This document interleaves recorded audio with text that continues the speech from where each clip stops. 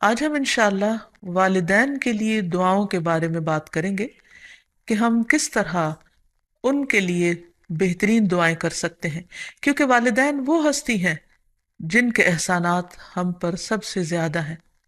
ان کے احسانات کا بدلہ ہم چکا نہیں سکتے، لیکن ہاں، ایک صورت ہے کہ ہم ان کے لیے زیادہ سے زیادہ دعائیں کریں، خصوصاً اس وقت جب وہ دنیا سے جا چکے ہوں، اور ہم ان کے لیے کسی قسم کی کوئی جسمانی خدمت یا مالی خدمت یا کسی اور طریقے سے کوئی مدد ان کی نہ کر سکتے ہوں۔ اللہ سبحانہ تعالیٰ کو دعا کرنا بہت پسند ہے۔ اللہ تعالیٰ فرماتے ہیں وَقَالَ رَبُّكُمُ ادْعُونِي أَسْتَجِبْ لَكُمْ، اور تمہارے رب نے فرمایا کہ مجھ سے دعا کرو، میں تمہاری دعا قبول کروں گا۔ تو اللہ سبحانہ تعالیٰ نے خود ہمیں حکم دیا ہے کہ مجھ سے مانگو، تو ہمیں اللہ سبحانہ تعالیٰ کی اطاعت کرتے ہوئے مانگتے رہنا چاہیے۔ اور ویسے بھی ایک اور آیت میں آتا ہے وَإِذَا سَأَلَكَ عِبَادِي عَنِّي، اور جب آپ سے میرے بندے میرے بارے میں پوچھیں، یعنی اللہ سبحانہ تعالیٰ کے بارے میں کہ ہمارا رب کہاں ہے، ہم اس سے کیسے دعا کریں، تو آپ ان کو بتائیے فَإِنِّي قریب، میں تو قریب ہوں، بہت قریب، دور نہیں ہوں، بیچ میں کسی اور کو لانے کی ضرورت ہی نہیں، سب سے زیادہ تو میں ہی تمہارے قریب ہوں۔ اجیب دعوت الداعی اذا دعانی، میں پکارنے والے کی پکار کا جواب دیتا ہوں جب بھی وہ مجھے پکارتا ہے، دن کو پکارتا ہے یا رات کو پکارتا ہے، غم میں پکارتا ہے یا غصے میں پکارتا ہے، بھوک میں پکارتا ہے یا بیماری میں پکارتا ہے، جب بھی پکارتا ہے میں اس کی پکار سنتا ہوں۔ تب اس کو کیا چاہیے کہ فَلْيَسْتَجِيبُوا لِي، چاہیے کہ وہ بھی میری بات مانے، یعنی اگر وہ چاہتے ہیں کہ ان کی دعائیں سنی جائیں تو انہیں میری اطاعت کرنی چاہیے۔ وَلْيُؤْمِنُوا بِي، اور چاہیے کہ مجھ پر ایمان لائیں، مجھ پر اعتماد کریں، مجھے اپنا رب مان لیں، لعلہم یرشدون، شاید کہ وہ سیدھی راہ پائیں، ان کو صحیح راستہ مل جائے۔ ہوتا یہ ہے کہ جب انسان کی زندگی میں کوئی مشکل آتی ہے تو اس کے پیچھے کوئی مقصد ہوتا ہے، کوئی حکمت ہوتی ہے۔ اللہ سبحانہ تعالیٰ اپنے بندے کو اپنے اور قریب کرنا چاہتا ہے، اس لیے وہ اس کو کسی نہ کسی ایسے دکھ، تکلیف یا پریشانی میں مبتلا کر دیتا ہے تاکہ بندہ اپنے رب کی طرف رجوع کرے، اس مشکل پر صبر کر کے اجر پائے، اللہ تعالیٰ کی طرف رجوع کر کے اور زیادہ دعا مانگے، کیونکہ دعا عبادت ہے، الدعاء والعبادہ، اللہ سبحانہ تعالیٰ کے نزدیک نہایت پسندیدہ، اس لیے ہمیں کثرت سے پکارتے رہنا چاہیے۔ اور جب بھی ہم دعا مانگیں تو اس سے پہلے اللہ تعالیٰ کی حمد و ثنا ضرور بیان کریں۔ ایک حدیث میں آتا ہے عبداللہ بن مسعود رضی اللہ عنہ کہتے ہیں کہ میں نماز پڑھ رہا تھا اور نبی صلی اللہ علیہ وسلم، ابو بکر اور عمر ایک ساتھ تھے۔ جب میں بیٹھا تو اللہ تعالیٰ کی حمد و ثنا بیان کی، پھر نبی صلی اللہ علیہ وسلم پر درود بھیجا، پھر اپنے لیے دعا کی، تو نبی صلی اللہ علیہ وسلم نے فرمایا مانگو عطا کیا جائے گا، مانگو عطا کیا جائے گا۔ تو اس سے پتہ یہ چلتا ہے کہ دعا سے پہلے اللہ تعالیٰ کی حمد و ثنا بیان کرنا ضروری ہے۔ اللہ تعالیٰ کی حمد و ثنا کے بے پناہ کلمات ہیں، لیکن آج ہم ان کلمات میں سے ایک کلمہ جو اللہ تعالیٰ کو بے حد محبوب ہے وہ آپ کو بتاتے ہیں، جو نماز کے آغاز میں بھی پڑھا جاتا ہے، اور نماز کے علاوہ بھی اگر اللہ تعالیٰ کی حمد و ثنا کرنا ہو تو اس دعا کو پڑھ سکتے ہیں۔ سبحانک اللہم و بحمدک و تبارک اسمک و تعالی جدک و لا الہ غیرک، اے اللہ تو پاک ہے اپنی تعریف کے ساتھ، تیرا نام بڑا ہی برکت والا ہے، تیری بزرگی بلند و برتر ہے، تیرے علاوہ کوئی بھی الہ نہیں ہے۔ تو بہرحال والدین کے لیے دعا کرنے سے پہلے اللہ سبحانہ تعالیٰ کی حمد و ثنا بیان کیجئے، پھر نبی صلی اللہ علیہ وسلم پر درود بھیجئے، اور پھر اپنے ماں باپ کے لیے دعائیں کیجئے، کیونکہ یہ اللہ تعالیٰ کا حکم بھی ہے وَقُلْ رَبِّ ارْحَمْهُمَا كَمَا رَبَّيَانِي صَغِيرًا، اور آپ کہہ دیجئے اے میرے رب ان دونوں پر رحم کیجئے، یعنی والد پر بھی اور والدہ پر بھی، جیسے انہوں نے مجھے چھوٹا سا پالا تھا، بچپن میں پالا تھا، جب میں نہ خود کھا سکتا تھا نہ پی سکتا تھا اور نہ خود اپنے آپ کو صاف کر سکتا تھا، تو انہوں نے دن رات بغیر کسی وقفے کے میری خدمت کی، تو اے رب اب جب کہ وہ بڑے ہو گئے ہیں، وہ تیری رحمت کے محتاج ہیں، تو ان پر رحمت فرما اور ان کی مشکلات آسان فرما۔ پھر اسی طرح والدین اگر زندہ ہو تو بھی دعا کی جائے، اور اگر وہ فوت ہو جائے تو وہ اور بھی زیادہ دعاؤں کے مستحق ہو جاتے ہیں۔ جب برزخ میں والدین کا درجہ بڑھا دیا جاتا ہے، یعنی بلند کیا جاتا ہے، تو وہ پوچھتے ہیں کہ ہمیں درجے کی یہ بلندی کیوں کر حاصل ہوئی؟ تو انہیں بتایا جاتا ہے کہ یہ تمہاری اولاد کی دعا کی وجہ سے۔ ویسے بھی جب انسان فوت ہو جاتا ہے تو اس کے اپنے عمل کا سلسلہ ختم ہو جاتا ہے۔ تین چیزیں مرنے کے بعد بھی فائدہ دیتی ہیں، جن میں سے ایک صدقہ جاریہ ہے، دوسرے ایسا علم جو انسان اپنے پیچھے چھوڑ جائے جس سے لوگ فائدہ اٹھائیں، اور تیسرے ولد صالح یدعو لہ، نیک اولاد جو اپنے والدین کے لیے دعائیں کرے، یعنی بیٹے کی دعا یا بچوں کی دعا اپنے والدین کے حق میں قبول ہوتی ہے، اس لیے خوب خوب دعائیں کرنی چاہیے۔ ہم دیکھتے ہیں کہ مختلف پیغمبر بھی اپنے رب سے اپنے والدین کے لیے دعائیں کرتے رہے ہیں، جن میں نوح علیہ السلام کی دعا ہے۔ وہ کہتے ہیں رب اغفر لی ولوالدی ولمن دخل بیتی مؤمنا وللمؤمنین والمؤمنات، اے میرے پروردگار مجھے بخش دے اور میرے والدین کو بخش دے، اور ہر اس شخص کو جو میرے گھر میں مومن کی حیثیت سے داخل ہوا ہو ان سب کو بھی بخش دے۔ اسی طرح ابراہیم علیہ السلام کی دعا ہے ربنا اغفر لی ولوالدی وللمؤمنین یوم یقوم الحساب، اے ہمارے پروردگار مجھے، میرے والدین اور تمام مومنوں کو اس دن معاف کر دینا جس دن حساب لیا جائے گا۔ پھر اسی طرح ہم دیکھتے ہیں کہ صحابہ کرام اپنے والدین کے لیے دعائیں کیا کرتے تھے، جن میں خاص طور پر حضرت ابو ہریرہ کا ذکر ملتا ہے کہ وہ ایمان لے آئے تھے لیکن ان کی والدہ مشرکہ تھی، اور وہ نبی صلی اللہ علیہ وسلم کے بارے میں ایسے کلمات کہہ دیتی جس سے ان کو بہت تکلیف ہوتی۔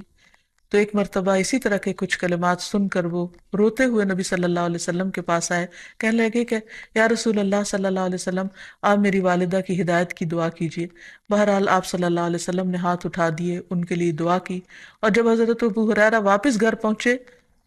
تو ان کی والدہ اسلام قبول کر چکی تھی۔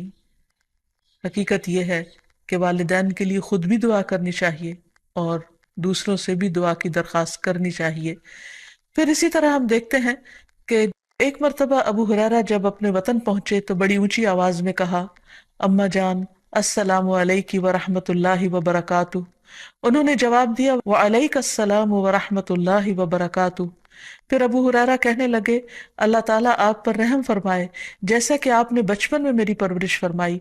ان کی والدہ نے جواب دیا اے میرے بیٹے، تمہیں بھی اللہ تعالیٰ بہترین جزا دے اور تم سے راضی ہو جیسا کہ تم نے میرے ساتھ بڑھاپے میں نیک سلوک کیا۔ حقیقت یہ ہے کہ ہم پر انسانوں میں سے سب سے بڑا احسان ہمارے والدین کا ہے۔ اللہ سبحانہ وتعالیٰ نے اپنے حق کے بعد سب سے بڑا حق ہمیں والدین ہی کا بتایا ہے۔ اللہ تعالیٰ نے بنی اسرائیل سے پکا عہد لیا تھا۔ قرآن مجید میں آتا ہے وَإِذْ أَخَذْنَا مِيثَاقَ بَنِي إِسْرَائِيلَ لَا تَعْبُدُونَ إِلَّا اللَّهَ وَبِالْوَالِدَيْنِ إِحْسَانًا، اور وہ وقت یاد کرو جب ہم نے بنی اسرائیل سے یہ پختہ عہد لیا کہ تم لوگ اللہ کے سوا کسی کی عبادت نہ کرو گے اور والدین کے ساتھ احسان کرو گے۔ تو حقیقت یہ ہے کہ والدین کے ساتھ احسان کرنا اس لیے ضروری ہے کہ ہم ان کا حق ادا نہیں کر سکتے جتنی وہ محبت کے ساتھ ہمیں پالتے ہیں۔ بچے والدین کی خدمت عزت کرتے بھی ہیں تو بعض اوقات مشکل میں پڑ کر بد دلی کے ساتھ، اس محبت کے ساتھ نہیں جو والدین کی محبت اپنی اولاد کے لیے ہوتی ہے، اور وہ ہر کام خوشی خوشی کرتے ہیں۔ والدین اپنے بچوں کے بڑا ہونے کی دعائیں مانگتے ہیں، لیکن جب والدین بوڑھے ہو جاتے ہیں تو بچے ان کے خیر و عافیت کے ساتھ دنیا سے رخصت ہونے کی دعائیں مانگتے ہیں۔ والدین میں سے بھی خاص طور پر ماں کا حق ادا کرنا اور بھی زیادہ ضروری ہے، کیونکہ باپ کے مقابلے میں بچے کی پیدائش، تعلیم اور تربیت میں ماں کا حصہ اور ہاتھ زیادہ ہوتا ہے، وہ تکلیفیں بھی زیادہ اٹھاتی ہے۔ اور والدین کے لیے دعائیں کرنے کے ساتھ ساتھ ان کے ساتھ ادب اور احترام کا سلوک بھی کرنا چاہیے، خواہ وہ مسلمان نہ بھی ہوں، خواہ وہ اللہ تعالیٰ کے فرما بردار نہ بھی ہوں۔ اس سلسلے میں ہم دیکھتے ہیں کہ حضرت اسما کی والدہ ان کے پاس آئیں جو کہ ابھی اسلام قبول نہیں کی تھی، تو وہ نبی صلی اللہ علیہ وسلم کی خدمت میں حاضر ہوئیں اور پوچھا کہ میری والدہ میرے پاس آئی ہیں اور بہت رغبت کے ساتھ مجھ سے ملنا چاہتی ہیں، تو کیا میں ان سے مل سکتی ہوں، ان کی مدد کر سکتی ہوں؟ تو آپ نے فرمایا تھا سلی کی، تم اپنی ماں کے ساتھ صلہ رحمی کرو۔ اس بارے میں اللہ سبحانہ وتعالیٰ قرآن مجید میں بھی حکم دیتے ہیں کہ وَإِن جَاهَدَاكَ عَلَىٰ أَن تُشْرِكَ بِي مَا لَيْسَ لَكَ بِهِ عِلْمٌ فَلَا تُطِعْهُمَا وَصَاحِبْهُمَا فِي الدُّنْيَا مَعْرُوفًا، کہ اگر وہ تجھ پر دباؤ ڈالیں کہ تو میرے ساتھ کسی ایسی چیز کو شریک بنائے جس کا تجھے کچھ علم نہیں، تو تم ان کا کہنا نہ ماننا، البتہ دنیاوی معاملات میں ان کے ساتھ بھلا سلوک کرنا، ان کے ساتھ بھلائی کے ساتھ رفاقت کرنا، یعنی عمدہ طریقے سے اچھے طریقے سے زندگی بسر کرنا۔ پھر اسی طرح خاص طور پر والدین کے ساتھ نرم سلوک کرنے کا حکم دیا گیا، کیونکہ والدین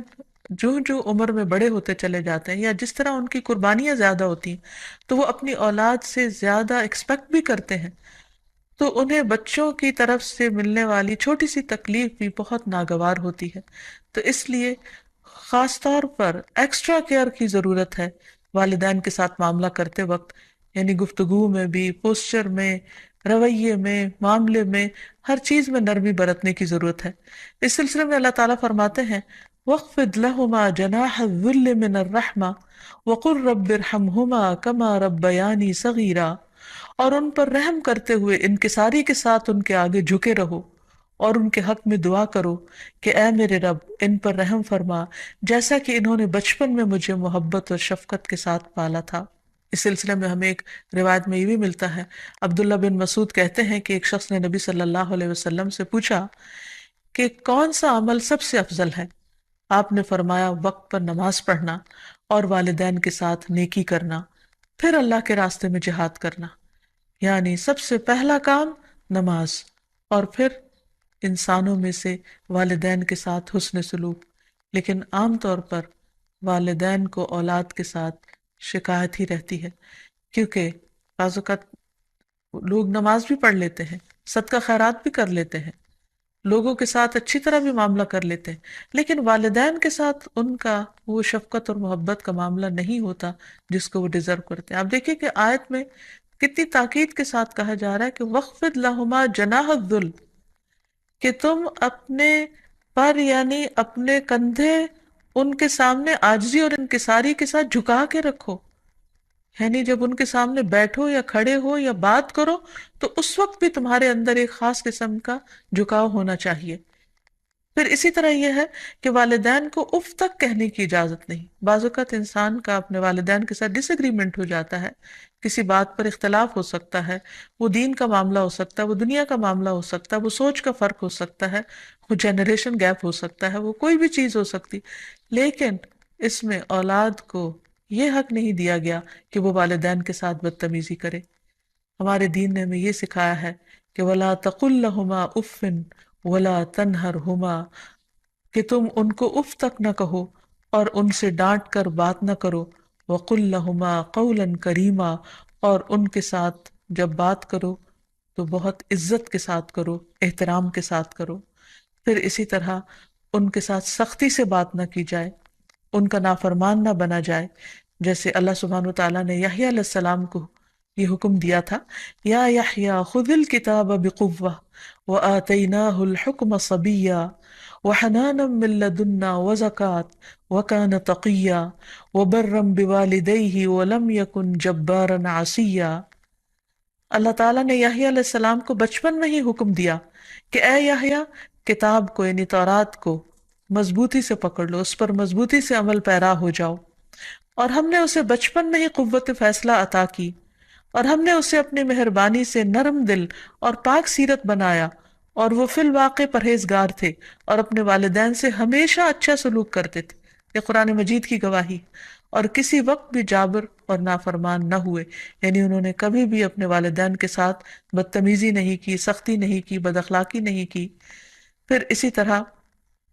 والدین کی نافرمانی کو حرام بھی قرار دیا گیا۔ حدیث میں آتا ہے کہ ان اللہ حرم علیکم حقوق الامہات، اللہ نے تم پر ماؤں کی نافرمانی کو حرام قرار دیا ہے۔ پھر اسی طرح ایک اور حدیث میں آتا ہے کہ اللہ تعالیٰ کی رضامندی باپ کی رضامندی میں ہے، اور اللہ کی ناراضگی باپ کی ناراضگی میں ہے، اس لیے والد کا حق ادا کرنا بھی ماں کے ساتھ ساتھ بہت ضروری ہے، اور والدین کا حق ادا نہ کرنا کبیرہ گناہوں میں شمار ہوتا ہے، اور کبیرہ گناہ وہ ہیں کہ جن پر اگر انسان توبہ کیے بغیر مر گیا تو قیامت کے دن سخت پکڑ ہوگی۔ اور اسی طرح والدین کو رلانا بھی کبیرہ گناہ ہے، ان کو گالی دینا کبیرہ گناہ ہے۔ پھر اسی طرح والدین تو وہ ہستی ہیں کہ جن کے لیے دعاؤں کے ساتھ ساتھ ان کی طرف سے صدقہ خیرات کرنا بھی خصوصاً ان کے زندگی کے بعد بہت فائدہ مند ہے۔ انسان کو اگر زندگی میں کچھ مشکل پیش آئے، اپنے بچوں کی طرف سے کوئی پریشانی ہو، یا اپنی صحت کی طرف سے، یا کاروبار اور روزگار میں اگر کوئی پریشانی ہو، تو اس وقت انسان کو اپنے والدین کے ساتھ حسن سلوک کرنا چاہیے۔ یہ ان نیکیوں میں سے ہے جس کی وجہ سے انسان کی مشکل بہت جلد حل ہو جاتی ہے، اور خصوصاً صدقہ دیتے وقت والدین کی طرف سے، یعنی ان کو ثواب پہنچانے کی نیت سے صدقہ کیا جائے۔ اس سلسلے میں ہم دیکھتے ہیں ایک آدمی نے نبی صلی اللہ علیہ وسلم سے عرض کیا،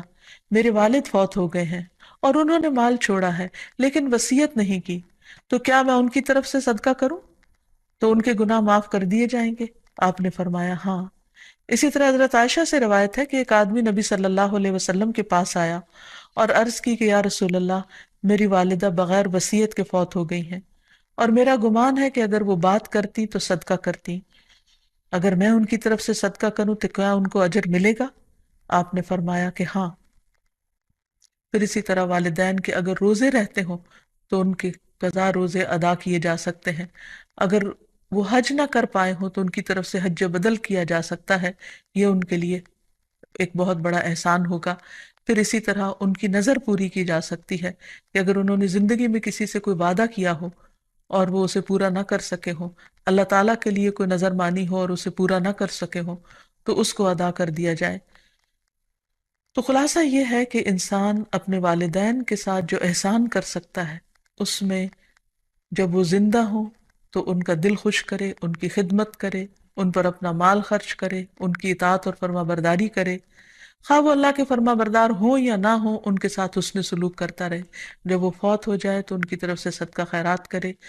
والدین کے دوستوں کے ساتھ حسن سلوک کرے، اور اس کے ساتھ ساتھ ان کے لیے خوب خوب دعائیں کرے، اور خصوصاً یہ مختصر سی دعا جو اللہ سبحانہ وتعالیٰ نے خود حکم دیا ہے کرنے کو، رب ارحمہما کما ربیانی صغیرا، اس دعا کی خوب خوب تکرار کرے، اور ان کی بخشش کی بھی دعا کرے۔ اور آخر میں ہم سب دعا کرتے ہیں اپنے والدین کے لیے کہ اللہ تعالیٰ ان پر اپنی رحمتیں فرمائے اور ان کو اپنا پسندیدہ بنا لے، اور اگر وہ دنیا سے جا چکے ہیں تو انہیں جنت میں اعلیٰ مقامات عطا فرمائے۔ وآخر دعوانا ان الحمد للہ رب العالمین۔